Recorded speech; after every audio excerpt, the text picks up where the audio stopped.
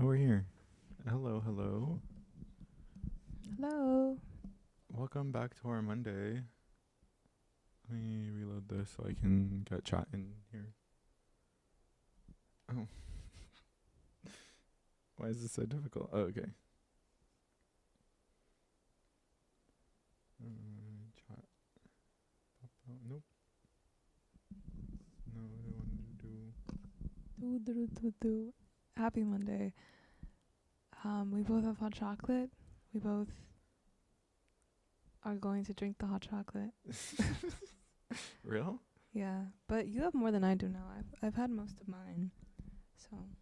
Yeah, I also spilled like half I'm of just- mine, so maybe not. No, But you, yeah. you still have a lot though. How are you, Rodrigo?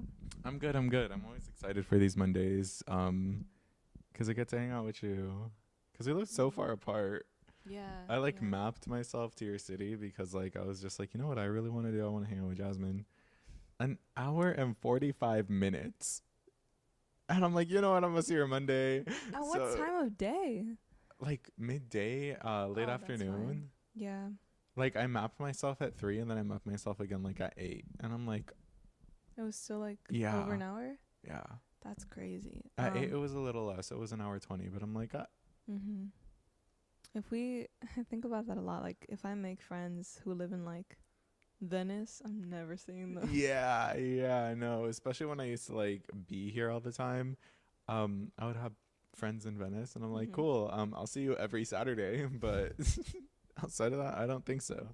Yeah, no. Anything that has to force me to drive down the 405, I try to avoid as much as possible. But regardless, we're back. It's Monday, and it's Monday. We're gonna be talking about being first gen in college, in life, and what else? What else applies? I think in life, kind of in life. sums it up. Yeah, because that's like the basis of what this podcast was. This like live podcast Yeah, was podcast founded on. stream. Us both having those experiences and knowing what that What struggle it feels is. like. Yeah. Yeah, what it feels like. Because as much as I was thinking about this like yesterday, sometimes when I was little, I would really, really, really like wish that there's no other way to put it other than like sometimes I would wish I was a white girl. Like so real. Like a Disney white girl So though. real. Cuz I didn't really like know Debbie Ryan's 16 Wishes. Debbie That's Ryan's what I 16 wished Wishes. life was when I was younger. Mhm. Because I'm like, damn, they make it look so easy. Yeah. Like her problems were like, well, also, I mean, it was a Disney Channel movie, but like to just worry about Your clothes. your clothes and about boys, which I guess is kind of what I do. Girl, are you not talking about yourself right now? No, we're past that. But I think also the house and like the sibling dynamics of like hating each other, but like also having really like cool outings and I don't know, going to other countries for vacations and things like that. Oh yeah, being first gen, you don't get really cool outings. Yeah. Or well, there were some like really nice memorable things. Like I remember, have you ever been to Solvang? I think that's every Latino's like go-to destination, low key. When we were going for like the first times when I was like super little. I was like 9, 10, 11. 'Cause I haven't been in years, but those were like my fun outings, like being in like karaoke bars when I was like little and like singing a little Taylor Swift song. Karaoke bars is crazy. Yeah, but everybody else, I would kind of bring the mood down because I would sing something sad because it's like the only thing I could sing. I'm not a singer, but that was That was back then. That was the first gen experience that I was having. Yeah. Yeah, no, my first gen experience, a lot of solving. We would go to maybe 3 times a year. I don't know what it is that that has a hold on Latinos and solving. Is it like the pastries? Like it's just like we can't go to another country, so we're gonna drive 2 hours for the experience. You know, I guess 'cause it's like you're walking around, and it's a windmill, like you know. just randomly. Yeah. The gelato place. The gelato place. I just remember like the motel that we would stay at and the pastries, and that's it. And then like we went home. I don't remember anything else, but definitely like with vacations and stuff, Disneyland was always a huge luxury. But even then, no. Actually, no, because my brother would argue that I spent my 9th birthday at Disney. Okay. And we got to like stay at the park for like the first time. We never did that again, but it was that was nice. Yeah. We had breakfast with Goofy. It was so cute. Breakfast with Goofy. Breakfast with Goofy, and I had like a little pin all day. It was like, it's your birthday, and you know, like, what country's gonna give me that? That was such a good vacation. I've had like really nice vacations, but like sometimes people like that in itself is like high up on the list for some. Like Disney for a family of 4 for like a couple days. That's like several grand. Yeah, it's a lot. So definitely I feel like that those experiences are not because they seem like Disney Channel-esque.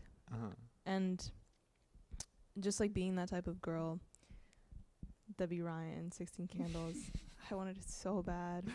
But then I grew out of it, and I'm so glad that I did. Yeah, and then you're like, wait, my culture kind of banging. Yeah. Oh my God. Like, I feel like every first-gen Latino has that experience, or any first-gen period. If you're not from America, if your family is heavily rooted in another culture, because I grew up in the 626. It's a lot of Hispanic and Asian people there. And like even on TikTok, you see it a lot. Like, oh yeah, growing up, I hated my culture. Whether it be the food, the this, the that. People would make fun of the smells, the type of food you bring to lunch, the Lunchables. Oh my God, I would kick and scream for my mom to bring me Lunchables growing up. Yeah. There was a boy that ruined Lunchables for me. He would like stick ham up his nose, and like it was not cute. It was not cute. Like for fun on his own accord. He thought it was funny, and apparently we all thought it was funny too, because we would giggle and like be like, haha, like you're so silly, like you're so silly. We're gonna make you the most like popular boy, and like everybody wants to be with you, and like, and then, you know, I don't know. He was also it was just not we weren't really all there yet, so I don't think we still are. We're just more there than we were before. A little bit, but I'm getting there, hopefully. Maybe by the end of the year. Yeah. Un poquito. But Lunchables were probably ruined for me because of that. Were they were good, but at the same time it was like, you know, what else for you? I don't know. I think it was just that, just like the food. I remember kicking and screaming. My mom will attest to it. She brings it up every now and then. I definitely also wanted I had the pipe dream of car at 16. And oh yeah. For your 16th birthday, because that was always like a plot too. It was like, for your 16th birthday, we're gonna get you a car, and you're gonna have your license magically, and it's gonna be brand new and pretty and like the exact color and that you want, shiny and everything you want. And a convertible. That's what what it those has cars to be always or like a buggy with, like, you know, because if you want to be a cute little girly, like, you have to have a little buggy. No, what? Why was that? Because Debbie Ryan's 16 Candles. I'm telling you, Debbie Ryan's 16 Candles is what every little first-gen kid wanted to be. That's just, I saw that movie and I was like, and then Justin Bieber comes and like gives you. Okay. Yeah, because that was one of the wishes, right? It was like this teen pop star. He had like another generic name because whatever, but is going to like love me or something. I don't even remember what her wish was, but it was like that teen pop star, and then it was the red car, and then cutest clothes in school, and like liking sushi was like one of them. Yeah, real. Yeah. I love sushi. So I don't remember, but there was that, and there was also like the ones that like messed up her entire life. Yeah. And then I got to that part of the movie and I was like, oh, maybe I'm good. Like, I think 16 Wishes is a cautionary tale for all first gen kids, where it's like, if you keep on pursuing whiteness as a person of color, you're just gonna mess yourself up in the long run. I definitely think that's what they were thinking in the writers' room. Like, You definitely think that's what they were storyboarding. They were putting that out on the whiteboard, like, this is subliminally, like, we're putting this into context for all the first gen kids in like 10 years. We're gonna look back at this movie and think that was for me. They were playing the long game. Yeah, for sure. But besides that, I mean, because like I didn't know many white people IRL. Oh, me neither. I met my first white person when I was like 15, and it was Diane. Oh wow. Yeah. Yeah, I mean, it was like, for me, it was the occasional like son of important person that like is involved with the school that you're at, or like an after school program, and like this is the director of the program, and their son goes here because that's the director or something.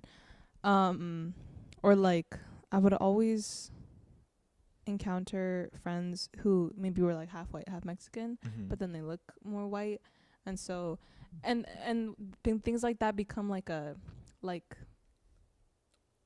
poking point for middle schoolers to make fun of, because there would always be like that kid who's mixed, but because he looks like either one more or the other, they're just endlessly like yeah,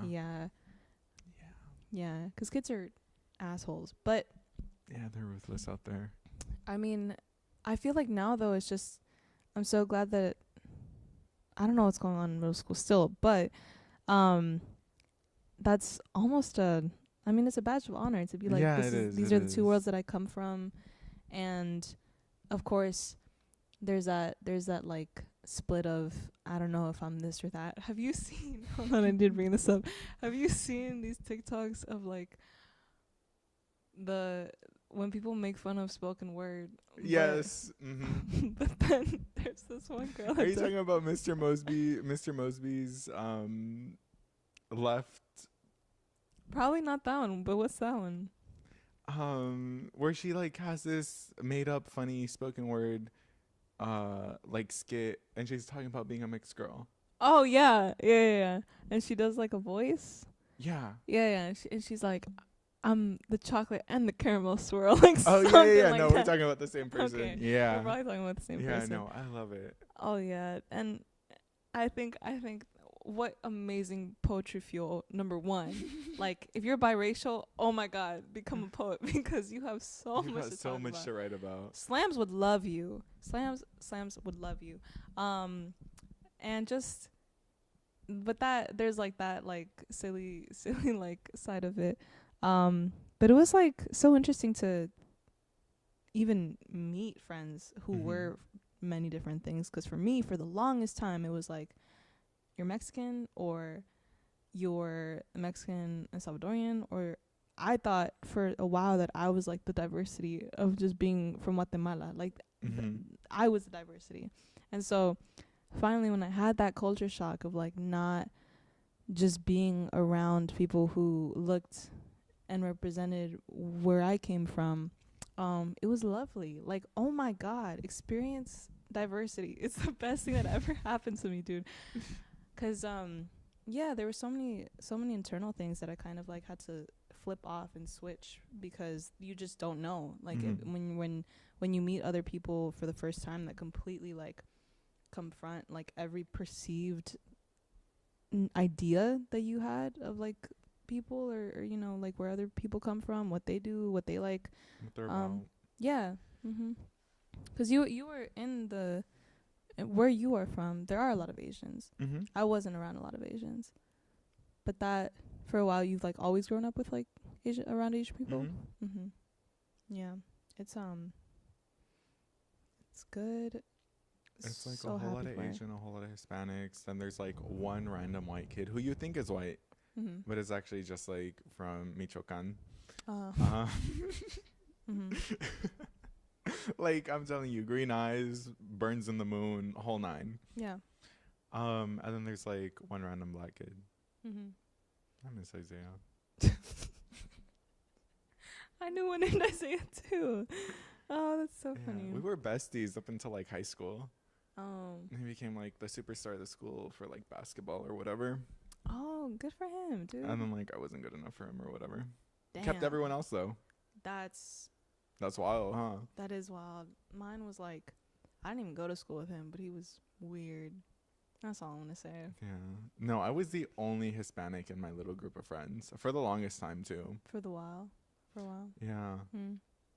Yeah. Man, I miss those. I miss that clique. We were like tried and true up until like freshman year of high school.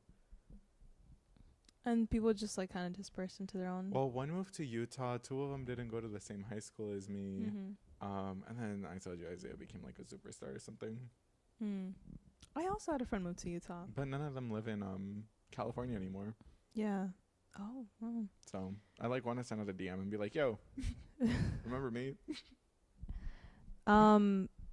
But there was like a lot of for me too, a lot of lovely memories with like those friends. And even with things like that, even if I don't talk to those people anymore, I'm always like very so content and grateful for you know the time that we did spend together.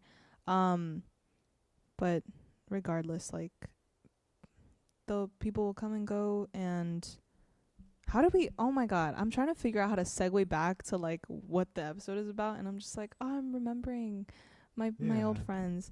Well, you know what I like to do? I used to be an organized sports player. Also, I think that's very first gen coded because every kid on that team was first gen or second gen.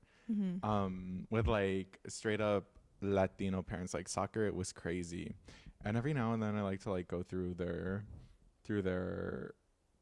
is this stalker behavior? A little bit. Who are you going through? I like to like find them on Instagram. Or I like to like see their Facebook, like, cause every first gen Latino has a Facebook, no matter how outdated it is. They have one and they post once every 3 months to keep the family in the homeland updated. So like I'll go through that, and I recently saw that, well, not recently, it was a while back, that one of the kids' sisters, who my sisters played softball with and I played baseball and soccer with a brother, went to like Berkeley playing softball on a scholarship. And I'm like, cool. That's so lovely. Yeah. So like I like to just Google and be like, okay, like we all have this commonality of organized sports and being first gen, and we all live through the same things. Like, let's keep in touch. But then I get scared because I'm like, what if they don't remember me? Because I look nothing like I did. I don't even look the same like I did in high school. Yeah. I mean, what would it be like? Has anybody ever reached out to you like that? Oh, yeah. Yeah. Low-key. Low-key. So there was this one chick who was like obsessed with me. That's why I don't want to reach out, because I feel like I'll give off like obsessed vibes. She had a crush on me in middle school, in high school, and then I was in one of my friend's quinceañeras. Let me tell you, there was no brand new car, there was no brand new boy. It was just a quinceañera with the family, 16 wishes. And we're there, and then she pulls up, and we're like chatting up, we're talking. A whole week later, hey, like, seeing you again really reignited my feelings for you. And I'm like, nah. I'm like, I'm good, but no thanks. And then she got like really hurt and went off on me, kind of, sort of. And now I can't find her again. She was such a formative part of my middle school experience too. If you're out there, I hope you're doing great. Person who will remain unnamed. Yeah, but also you're not trying to talk to her. No, I just hope she's doing great. Oh, that's nice. We're putting out positivity for you. I also hope you're doing fine. I don't know who you are, but good for you. Yeah, I don't really remember like much from those years, but I do remember like how sheltered I was, I guess, in terms of I mean, but you're 12, like of course you're sheltered. For me, it was just so important to have like that pick up out of that environment to be placed in a new one, because we do live in like such a vast city, but I just never really experienced much of it. Mhm. And I feel like now especially I'm very happy to have a job that makes me so flexible and like where I can And go. like be able to move and see things. Yeah. And, Yeah. When I was younger, I didn't know I lived in LA. I Mhm. thought every like subsector of LA was like a whole different like city or state, Mm. because it just felt so far but so close together, which I think perfectly summarizes LA. Yeah. Yeah, so far but so close together, which is why I'm never visiting Someone in Venice. Venice. Yeah, no, Mm. I drove out to go see my sister's show. No, never again. I think just like that little section too, that little area, there's like always some weird, some weird like, Some weird juju going around Yeah. there. Like, I don't know what it is about that area. But no, I mean, it's not terrible, but it's not ideal. yeah. If I'm gonna see somebody for a coffee, like, and we live a nice 15-20 minutes away from each other, perfect. Mhm. Even then, we'll make it work. But you said an hour and 45 for me? Yeah. That's crazy. Yeah. Oh my god. Well, we see each other every other week, so don't worry about it. We have our hot chocolate. Yeah, we have hot chocolate. I brought the hot chocolate. I forgot to mention that. Yeah. You're welcome. But with all of like, when we were talking about the quinceañera that you had gone to, Mhm. I am remembering. I don't want it to sound like being little and wishing or like idealizing being a Mhm. white girl was just because we didn't have nice things, or at least for me. Mhm. I had wonderful things, and I also am remembering like when we would have these like extravagant parties or luxuries from our own culture. It was Mhm. like, to me, it wasn't so glamorized, or it wasn't like that big of like a deal Mhm. as the things that I saw on TV, because I wasn't seeing them on TV. Like, because for me, like the movies that you wait for and like stay up for, or like the things that you want to buy, are like things that you see being played with by like a white girl named Sam, and like, who, I didn't know anybody like that. Yeah. I wasn't Sam. Sam was the first name that came to mind, but like, also, I'm not talking about like iCarly, but iCarly. Oh yeah. iCarly made me think that no person of color could be a content creator. I know it's kind of outlandish. I know it's kind of crazy, but what iCarly taught me made me feel like, yeah, no person of color who's in middle school or high school can be a content creator and do it successfully. What about the Japanese? They were evil. They were evil, yeah. Why are people of color always evil in the white girl's content creator narrative? Oh. White girl's content creator narrative. And give me another example. We have to cite our sources. Wasn't there this one episode where like she was into like some guy, he was brown, and then like he ended up just like trying to extort her for her fame or whatever. Like, essentially that's what happened. That they didn't explicitly say that, but essentially that's what happened. Probably. And she just like dipped. Damn. You know what I was really sad about? Remember when there was like some love interest who had this very Beanie Baby. No, they were called Pee-wee babies in the show. And Cause and he was just like a bad boy type. And then like his one fault was like the Pee-wee babies, and she just dropped him off of that. And even then, I still remember watching and being like, oh yeah, that is weird. But there was like hesitance because I knew that it wasn't. Oh, but then I let Carly persuade me. I was like, I guess. Like, why is he playing with dolls? But like, they're not. Oh my god, those were his little squishmallows. Yeah. Girls would kill for that now. I'm still No, they mad would. about They this. would. Yeah. Oh my god. Justice for that dude. He was also like in other things. I remember. He was around, but Carly just seemed like to have such an idyllic life, that, Oh yeah. I mean, her older brother and her living in an apartment together. And it's just art. It's just They're art. just surrounded by art. He's an artist. She's an artist. She's also a high schooler. Her best friend is across the hall, like, or Freddie's across the hall. And, you know, they just get to have smoothies in some smoothie shop all the time.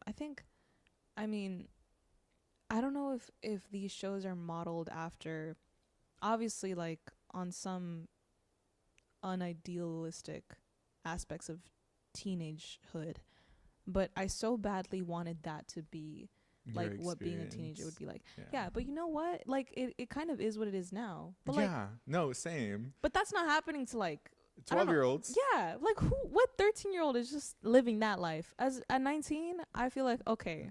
Like, okay, that's more realistic. Like, we're living the iCarly life, kind of. Yeah. We're kind of. In our own rights. In our own rights. But yeah, I think it just like made me feel so lame at the time, because I was like, I'm not doing that. I go to school and then I go home and I go to church. Like that was real. Do you kind of a hard topic, but do you have religious trauma being first gen? Oh, I don't want to talk about that. Okay. I just needed, like, it's just a common denominator. That's your answer. I can't talk about it right now. It's just a common denominator. Yeah, I'm not trying to get into the nitty gritty of it either. Just like okay, other question. You know, like that scene in, like, what is it, in when Riley's like like every time she has like a moment, her emotions zoom in to, like, the brain, and like it's just the freak out, and then you zoom back out and she's just like going through it. Yeah, I think that just happened to me. But yeah, another episode. No. I don't know. Just what about you? Like, what else from that time? Because again, though, there was so much of that I do appreciate now that I just didn't, because I didn't think it was worth appreciating. Yeah, tamales. I stopped appreciating those for a minute. Low key, one of the biggest regrets of my life. Why? Because I wanted Lunchables. Oh my god, I guess. Yeah, no, that's valid. You know what I didn't love? This isn't even like, this is just a me thing. I hated plátanos for like years.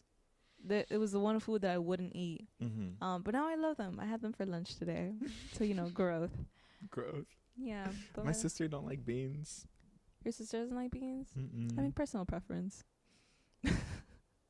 I'm sorry, but when there's a whole, like, that's like a whole food nickname yeah, after it in your culture, like,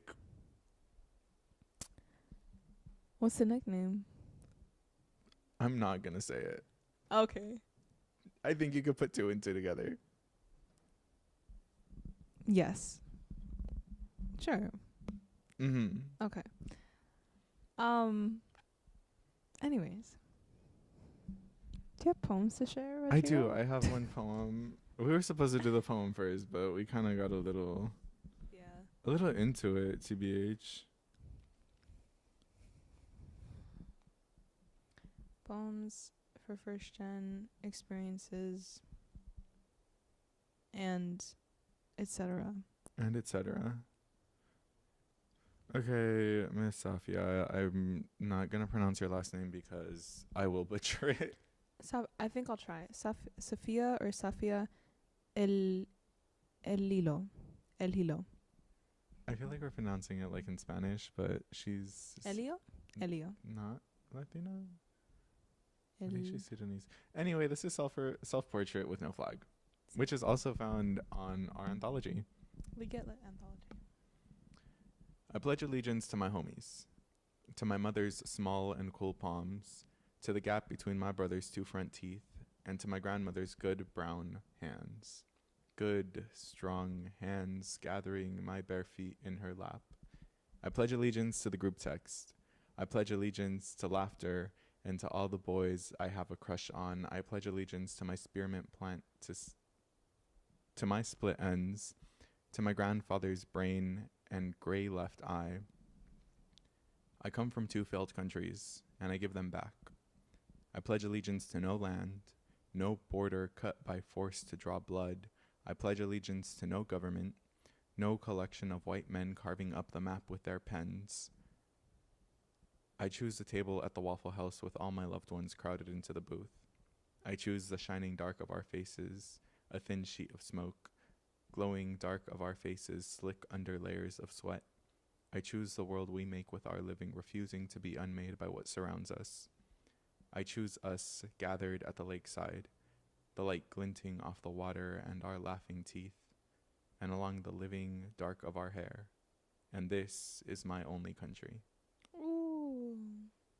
I love that last line. I love her so much as a writer. Sophia. I've gone over that poem so much when looking through the anthology. Like, you know, when you just, you know, memorize the titles and then you recognize the poets. And yeah, that's definitely one of those. I mean, because we shared, I feel like you should also share Graduation Speech by Tato Laviera. This was your classic. Both of them used to be my classics. Both of them used to be my classics. I wrote a lot about being like Latino and Hispanic. And I feel like both of them, well, that one has more of the I'm Latino, and this more has like the undertone of your culture and denying yourself of that culture. Yeah. I feel like for whatever reason, that's a topic that I'm still kind of hesitant to write about, because I feel like I wouldn't do it complete justice. Like, I'm not encompassing, but that's my issue of like feeling like I have to encompass all everything of it in one poem. Like, that's not gonna happen. But I don't know, at the same time, like, if I am talking about something like that, I want to do it right, you know. But yeah, can you share graduation speech, Rodrigo? For sure. Is it in both English and Spanish, or just? It's both in English and Spanish. It's written in Spanglish. Okay. Let me find it. Graduation.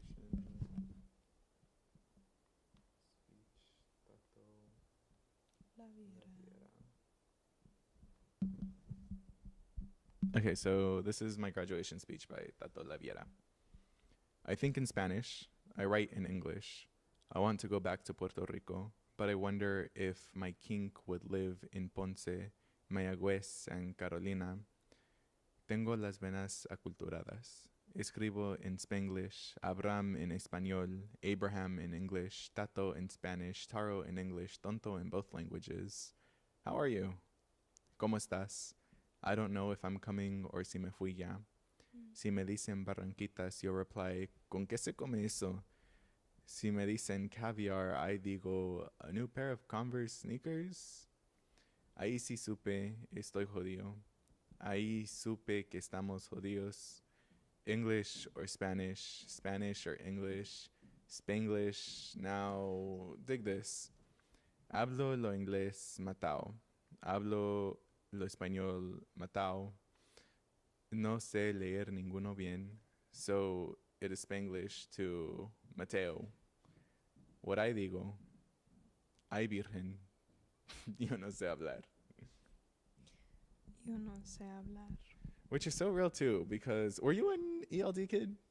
I was not. Oh, I was an ELD kid. Spanish second language. I mean, what? English second language, ESL. That's what that stands for. We were like in these. Me and my sisters were in this family. I can't speak right now. There's so much forming right here. My siblings and I were in English language development courses because Spanish was our first language at home. And I remember for a second in my life, I was losing how to speak Spanish. And I think that's when the whole 16 wishes desire just kind of like it went away. Yeah. I'm like, I don't want to be a white boy. Every time I'm reminded of like, cause there still today there are those little luxuries of maybe feeling like a certain air of independence, or like, you know, if you don't want to feel a certain pressure from parents all the time, But then it's like, you know what? No, because I love having culture. I love like the uh, dude, it's in the simplest of things. It's in like the canasta for the tortillas that we No, have. for real. Like you know, 'cause we have the The little type of pots you use. mhm The bowls. the You know the bowls I'm talking about? with the blue. Yeah. Yeah, the The bowls. bowls.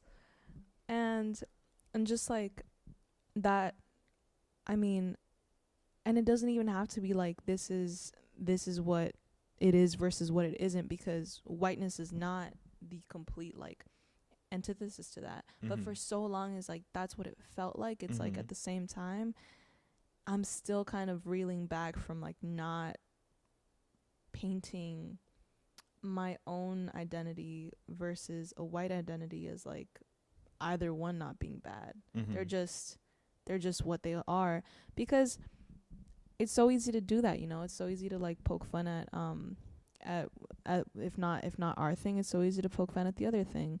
And then I have to remind myself like, yo, it's not like us versus them. It's just that's what gets represented right now, but the whole point is to elevate the voices that have diverse and very wide opinions, because there's so much room.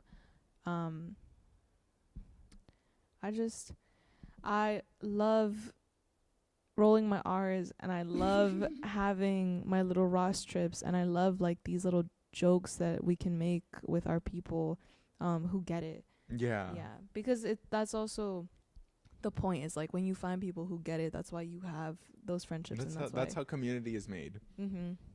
Yeah. And even then, like I love having people who don't have those similarities with me, because then we share things with each other. And yeah, like I feel like the first times I remember, because I've been to so many places with my parents, but then like food places, when I would go to those same places with friends who have that culture, who like know the language and like can read the menu, and like they're reading the menu, and like it's like, oh, okay, like you're saying it right, I've never been able to say it.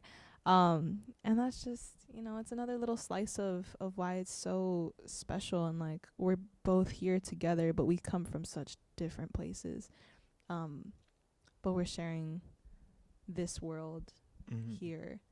And yeah, I love the valley. Yeah. Yeah.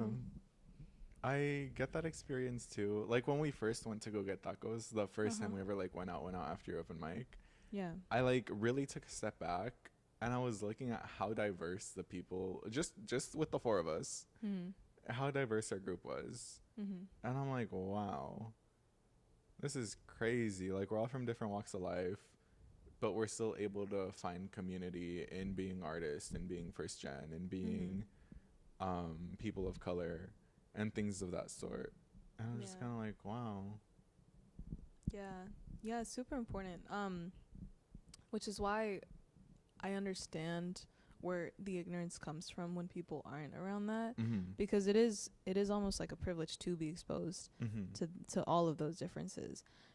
But when you have lived or were raised in a place where everybody looks like you, or everybody, you know, believes in this one thing, follows this one belief system, it's like, how are you going to challenge that and break away from it, or even just like oppose at all that maybe the way that certain things are done are wrong? Which is why like rural towns tend to be the way that they are, or smaller states, you know, are pigeonholed into certain mindsets. But you know, yeah, which kind of sucks. Like people just don't want to challenge themselves because they're scared. Like I promise we don't bite. Sure, we're gonna have preconceived notions, but that's also just out of self-defense. And we might giggle at you when you say quesadilla instead of quesadilla. yeah. But like we're not gonna like fight. I think it's absolutely the same both ways, because I definitely also have preconceived notions of like. Oh, definitely. For sure, yeah. Oh, definitely. So, dude, apparently there's like a program for that where people like exchange There's like a in the US there's like an exchange program that will stick like people from two completely different communities in like different states and like have them live out like a semester or something. That is so cool. Yeah. Can I sign up for that? Dude, I saw it in a post somewhere, somehow, someday, and then it's out there somewhere. But yeah, so like somebody from like Detroit will like be dropped in like Arkansas. I don't know. Like and then Arkansas maybe can go to like Oregon and then hang out in Portland for a minute. What are they doing there? Interesting. What? Yeah. Like that sounds it's something voluntary. It's not like nobody's Nobody's kidnapping forcing. kids. But I read that and I think that is the coolest thing about America is like why are we so different from each other state to state? But yeah. Yeah, like even in the what's like Texas, Louisiana, Florida considered? Mhm. What is that considered? Is that like the The Midwest? South? The South? Mhm. The South, the way they make food differs from state to state. Yeah. Like their broil, their Mhm. seafood broil, every state does it different. Like it's so interesting to me Yeah. because we're not like countries apart. Mhm. Like I understand why rice would be different in Spain than in Guatemala than in Mexico. There's so many miles between them, but just like the diversity within that clique. Yeah. Well, because even then, like, the U.S. is so huge that it's like, I can imagine that shock when because I've seen so many, so much discourse from Europeans who think that because the U.S. is so big, like, something about when they travel over here and they don't really think that they'll be able to pack so much into one day, but then they do.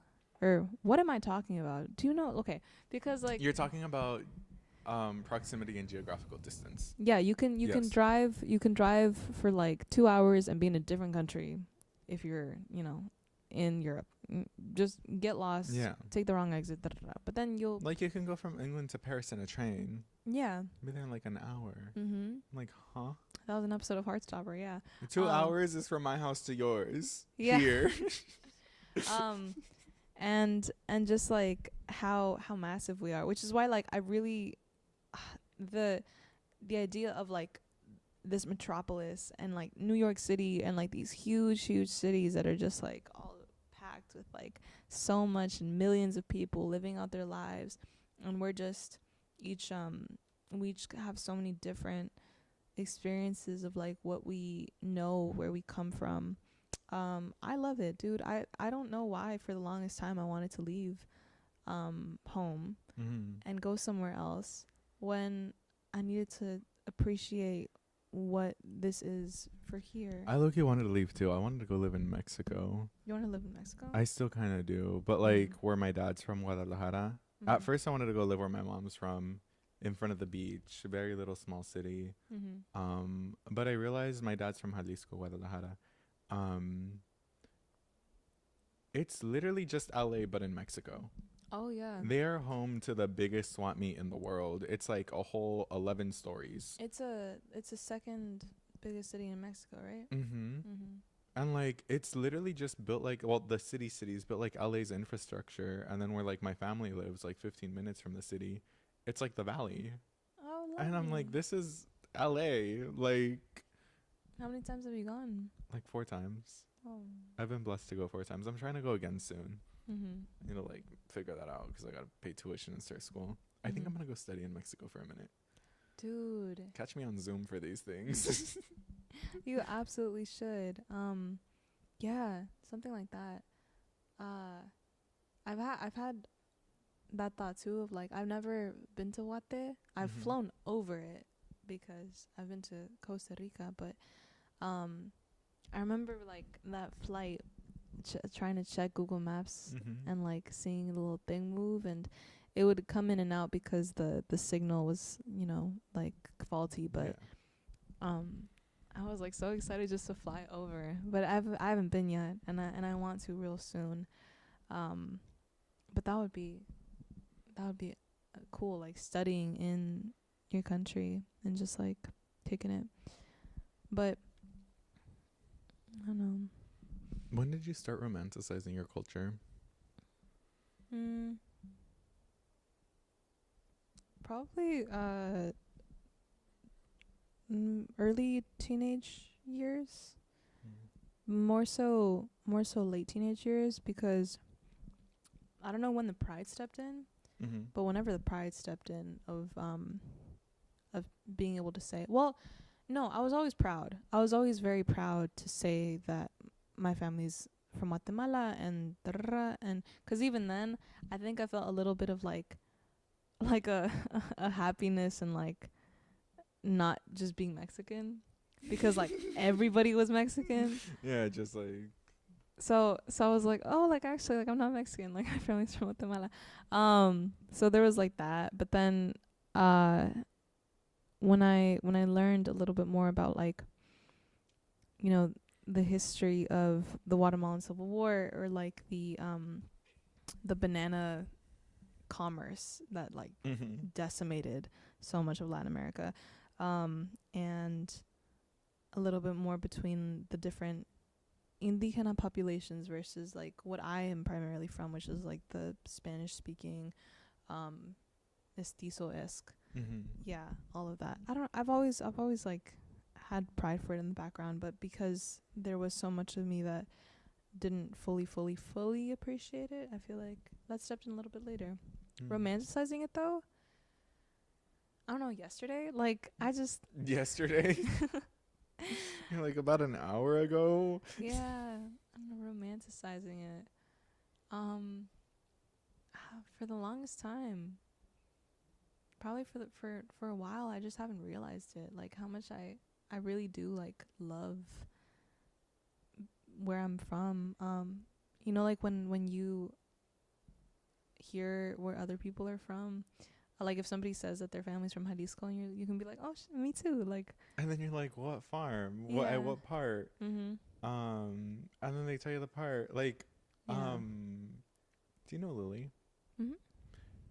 Lily's partner Mhm. lives about 3 minutes walking from where Oh. my family's at. Oh my god. And then one of my old coworkers Mhm. lives in the house. His family's the house across the street Mm. from where I would go.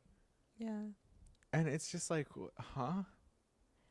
And like, you've never lived there, but even then, that's Yeah. And like, I know their families because yeah. my family knows their Mm. families and they talk. Like, I bought dinner from your mother once because Yeah. she was selling food. Like, just Yeah. experiences like that. That's like, huh? That like invisible string connection. Yeah. Again, like I've never ever stepped foot on that land, but if somebody tells me they're Guatemalan, I'll be like, cool. Like, what departamento? Like, where does your family at? I remember a friend. We were talking about it, and he's visited, and I haven't. But he was talking to me about like Malacatan, and my family's from San Marcos, and so where's that? And then where this is from. I've never seen a Rodrigo, but when I do, like I'll have those little like You're going to cry. I was just gonna say, like, I'll have those like images in my head of like how I've mapped things out. I might, who knows? I cried when I went to Costa Rica, but that was for different reasons. So yeah. So one day, I think that's like every first gen kid's hope, is like just being able to not only visit but like Understand and experience. Yeah. Because for the longest growing up, when I was gonna start high school, college, somewhere in between one of those school transitions, I was like, I'm gonna go study in Mexico so I can grow up the way my parents grew up and understand them a little bit better. Hasn't happened just yet, but Yeah.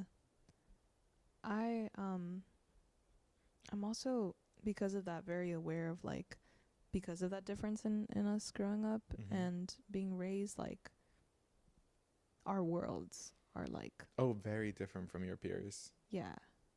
Are you? I was were gonna you say raised- from my parents. Oh, that too, but like our peers, like different from our parents in the sense that we are more fortunate and had more things than they did growing up. because they made that sacrifice. They decided to like leave their families Mm-hmm. to pursue their happiness and pursue their betterment. Um, but your peers also grow up mad different. Like my parents raised me the way their great grandparents raised them. Mm-hmm. So I was being raised the way they were being raised 4 Mm-hmm. generations ago. Mm-hmm. What is that? Great grandparents, then their kids, and their kids, 3 generations ago. So I grew up with like that strictness, that like hovering, the you're in bed by 6 and you're asleep by 6:30, like Mm-hmm. the whole thing. If the sun sets, you're in the house. If it's too cold, you can't have that. If it's too hot, you can't eat this. Mm-hmm. So I grew up very old school, Mm-hmm. which I think one, it made me more mature than my peers, which is why everyone is so confused about my age. Mm-hmm. And two, is sometimes I just find it hard to connect with my peers. You know? You ever have that experience with like a white person, Mm-hmm. but you're 18, just like do it anyway? Has that ever been said to you? Oh yeah, for sure. And you're just like, I'm Latino. I can't. Yeah, I mean that's just for me. It's like the Venn diagram of like Latino and religious. But Yeah, I know that diagram. it's a too circle. well. It is a circle. It's all connected. And yeah, at the same time though, like I don't think that I would change that Mm-mm. because well, it took me a while. It took me a while to not want to change it. But Yeah. there's just so much that like I am very aware of. I have been prevented from suffering because they've been so cautious as to say like don't Don't do it. go there, don't do that, stay here, walk straight and you'll be fine. And like of course you mess things up sometimes and you experiment, you know, just for the fun of it, Just to be goofy. yeah, just to be goofy. And then you fall on your face. and you fall on your face, but like the whole point is that you're supposed to, and then you like, you know, burn yourself with the alcohol, and then the wipes. Oh my god, like with the alcohol wipes. Do you know what I mean? Am I taking the metaphor too far? You know what I mean. And you just like fix yourself back up. I'm the two of us there know what I mean, and it's just. Yeah, I feel like that too, wanting to prevent us from failing ever or like from getting hurt was like a big worry for my parents at least. And I just had to ease that worry that like things are gonna happen, but when they do happen, I've had every single one of your pieces of advice and your guidance to make sure that it's not the end of my world when it does. So yeah, I can't do a lot of things still. And I'm okay with that. Yeah. Yeah, I'm not. I want to be at home. I could do something like once a month, and I think that's my cap. Yeah. Oh my god, that's good too. Like, Yeah. I want to be home and in bed by 10. Like, you know, no, 12, but still. Yeah, I'd be knocking out like at 7 a.m., girl. You know, I got at 7 in the morning. Oh my god, the streaming. No editing. Oh. Just, I don't be streaming till 4 in the morning. I don't got that type of bandwidth. Yeah, but No, you ever noticed how? Well, it might just be my experience, but Latino folks tend to nurture the first gen, or any Hispanic kid pursuing education. I remember when I was in high school, there was this lady who would always be on the bus when I would get on my bus at home and get off my bus at school. I was like in high school, I did like unconventional high school. And every day she would be there praying the rosary. And I remember the first time I encountered her, I'm like frantically studying, and she's like, "You got this." And I'm like, "Huh?" And she's like, "I see you panicking. I see you studying. You got this." And I'm like, "Okay, for sure." And then I was like, "Okay, but like, how do you know this?" And she's like, because you're Latino, because you're doing everything that you've done so far for yourself and your parents and for your future, and because I'm praying this rosary. And I'm like, okay. And I'm like, okay, for sure. Like, that was so sweet. And she will always be like a staple in my high school. She'll always be like, I think that's when I started realizing community outside of the family, you know? Oh, you had like 3 different things to fall back on. She gave you like Oh, yeah. reasons A, B, and C why you'll be fine. Yeah. Oh, sweet. And that was, how old were you then? Like 14, 15. That's when I like really started to feel it, like, ooh, like they really are here. Or like when I started studying at like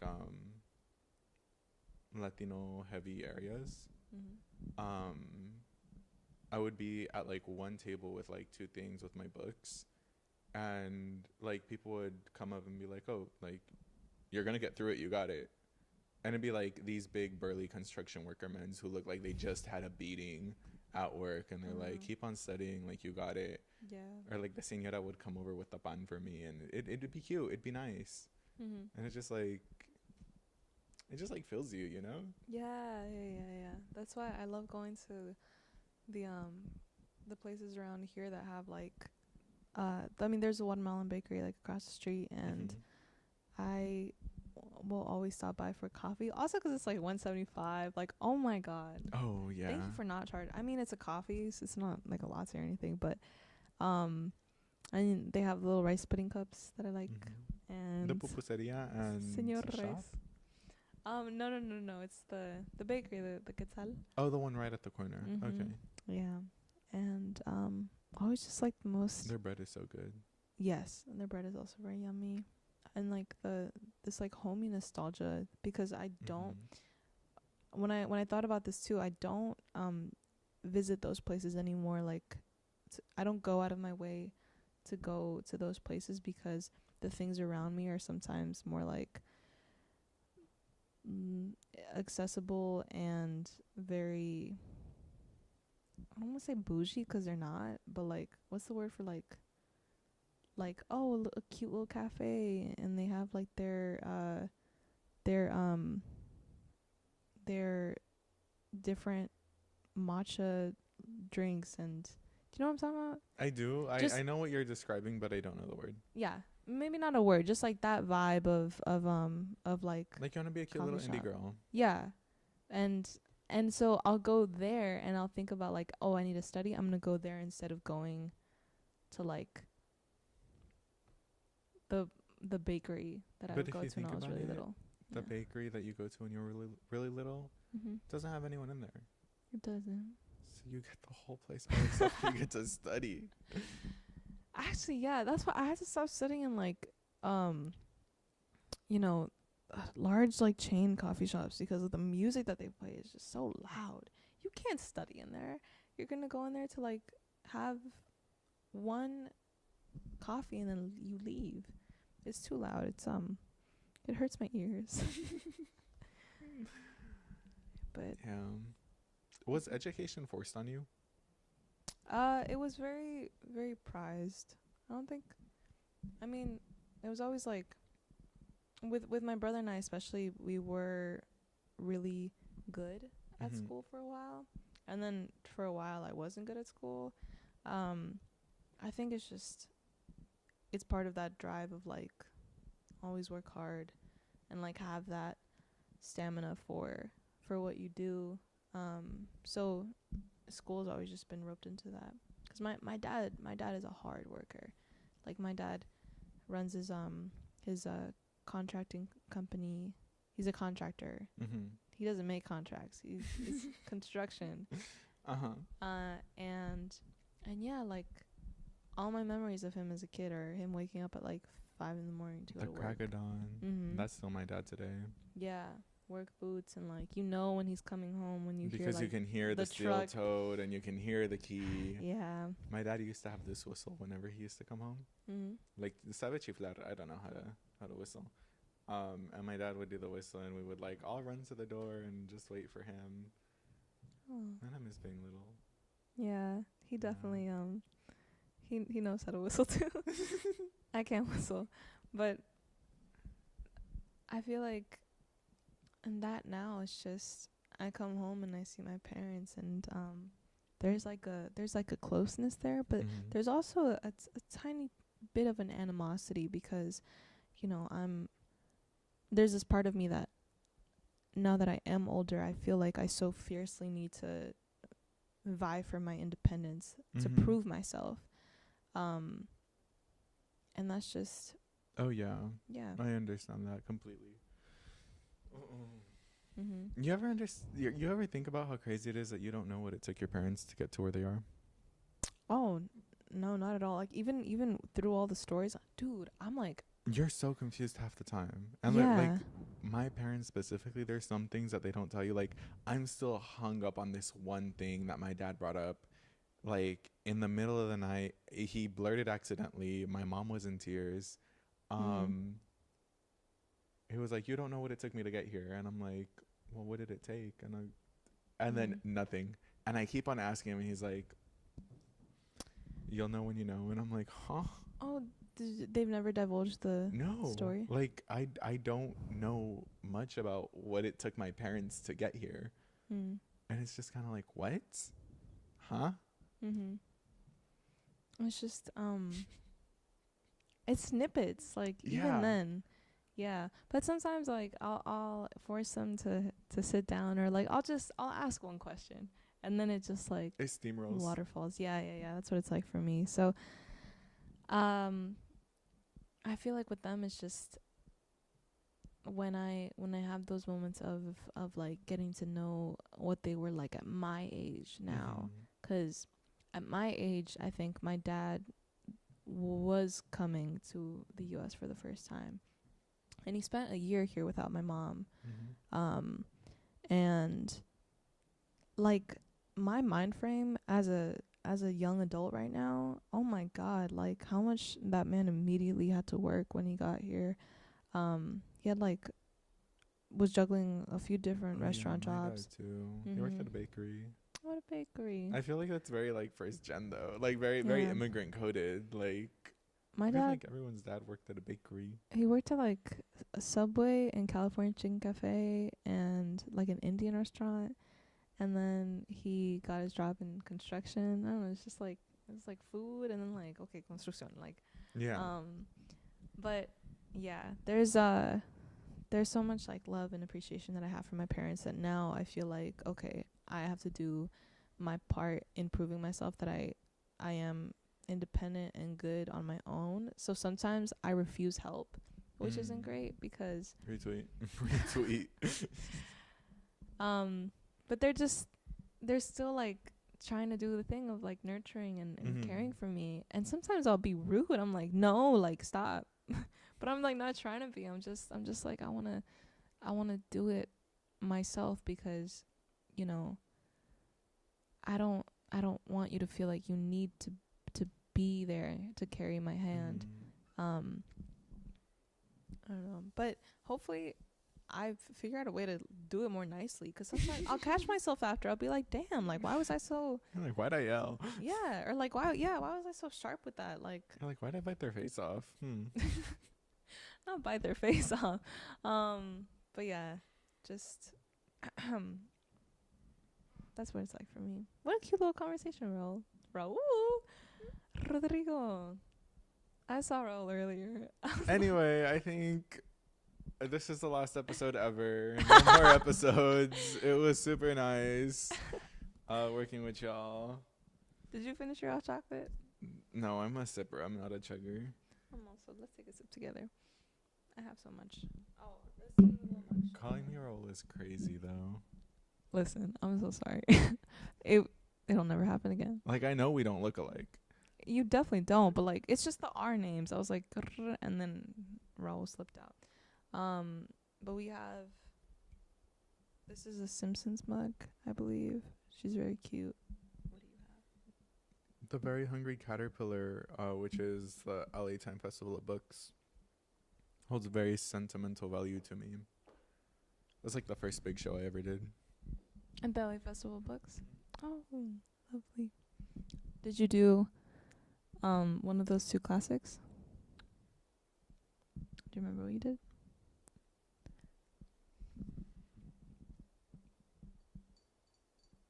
I did that poem from the open mic. When I tell you that poem is old, it is so old, but I love it so much. Oh, okay. It's Okay. like such a good poem. Like if it's a new audience and no one there knows who I am, I will throw that poem every time because I love it so much.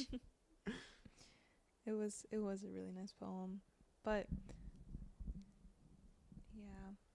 What a sweet time, sweet Monday.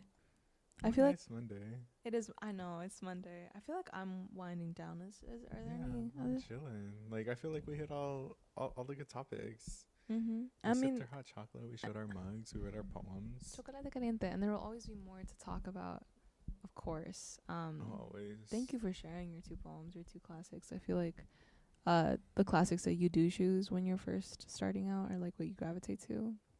Very telling of like the themes that you write about.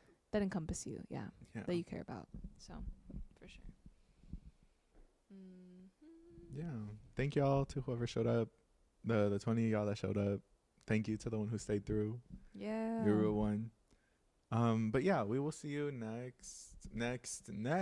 Wait, no, that's for next. Next Monday. Next Monday, yes. Not four next, just two nexts. Two next.